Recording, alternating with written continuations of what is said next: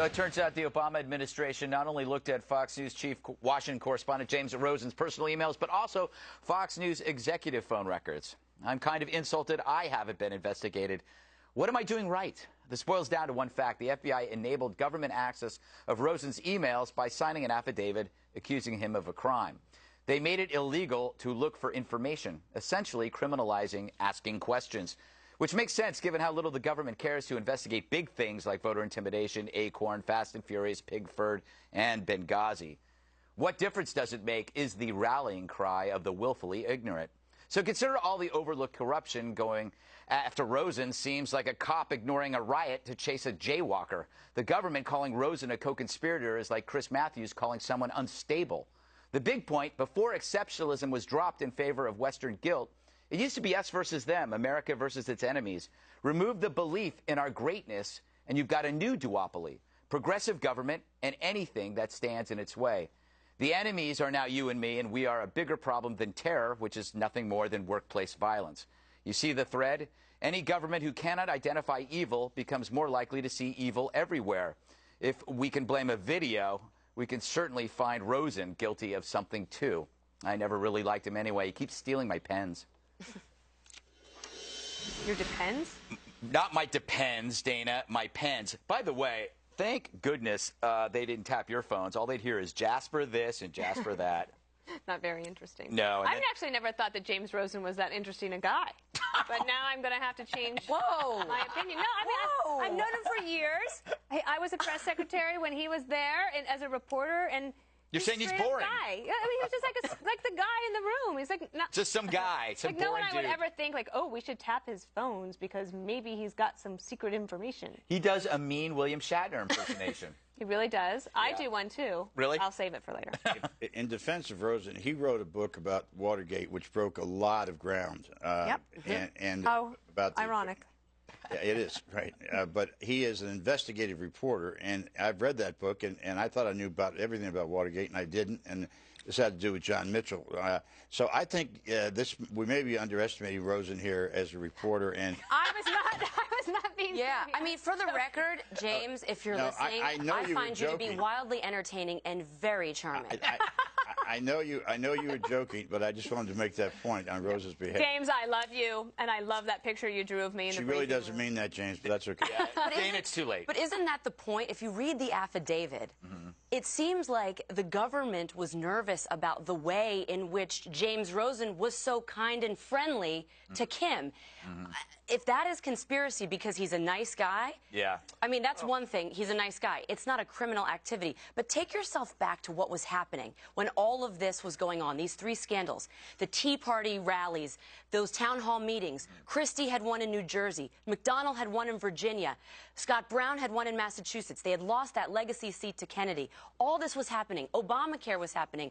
They were targeting, whether it was the AP scandal, when they were going back to Fast and Furious, or whether it was the IRS, the same people that threatened their power. That's the common thread. Well, this was about North Korea. Let's keep that in mind. Oh, no, yeah, sure it was. Oh, it wasn't about North Korea. It wasn't about any of the other things. It was about the enemies list. It was about sending a clear signal that they are strong. Or they're no, I'm talking about Rosen. I am too. The Department of Justice, with this ridiculous overreach, to call Rosen a co-conspirator. I read the search warrant. Here's what some of the things in the search warrant. Boxes checked. Evidence of a crime. Check.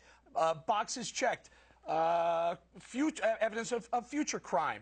Checked. Terrible. Intended to, information materials intended for use in a crime. Checked. Punishable by up to 10 years in prison. I mean, every reporter in America should be guilty of the exact same things. That's right. He was doing his job, but it was about North Korea. That was Kim. But the weird thing about the North Korea thing, what they said it was about, it's far bigger than North Korea, Bob. It's far bigger. Exactly. But also on the North Korea piece, it wasn't as if there was an imminent threat to life. Okay, it wasn't like somebody had a source and it was a terrorist who knew that there was going to be a building attacked and you're trying to track that down to prevent loss of life. This was about a nuclear weapons program, maybe that's being built in North Korea, not really sure. I mean, there didn't seem to be any reason. The judge now has apologized for lack of transparency in the leak case, but the Obama Justice Department should have to apologize for the overreach in asking for the warrant in the first place. So Rosen is called a co-conspirator in this crime for being provocative, asking questions, doing his job. Yet when the New York Times puts on the front page details of Obama's kill list, how he decides who goes on it, who gets killed and who doesn't, it's not investigated. When the details surrounding the bin Laden kill are leaked to every left-wing media site first, there's no investigation. No one's going to jail for that. No one's phones are tapped for that. But should we be surprised? I mean, it was Obama's aides that were trying to delegitimize FNC for so long that this. And by the way, the media really didn't seem to mind, did they? And they had, if you look at all the three scandals too, the motive, right? Does it lead to President Obama's doorstep? We don't have a smoking gun, but there's motive for all three scandals, a motive to do all of them. Can I just make a point to go back to this Rosen thing, just so I want to make sure we put this on clearly here? He wrote online on Fox about the North Korean program. I know that. No one's disputing that. So what are you suggesting? That they used, that they found, they went hunting for everything else? Nothing to do with North Korea. I'm suggesting it had everything to do with sending a signal to Fox and all the other reporters who may be not in the world of the Obama is oblique a banned word?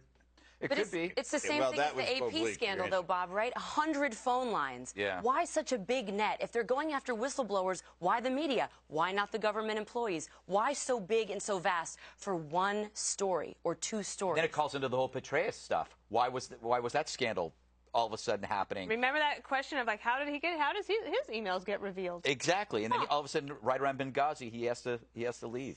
Kind of weird. Well, that was that. Yeah, I mean, it's all weird. You got to blame the Obama administration for Petraeus' affair. Is that what you suggest? No, what I'm saying is the timing. Now you can look back and look at the timing, and it does seem weird. So can we make this clear? So all these leaks, Rosen's, the North Korea, the airliner, and the ones that New York Times got, the kill list, all had to be leaked. So someone had to get that. Is the New York Times reporter a co-conspirator in that crime also? Should he be? And who is the co?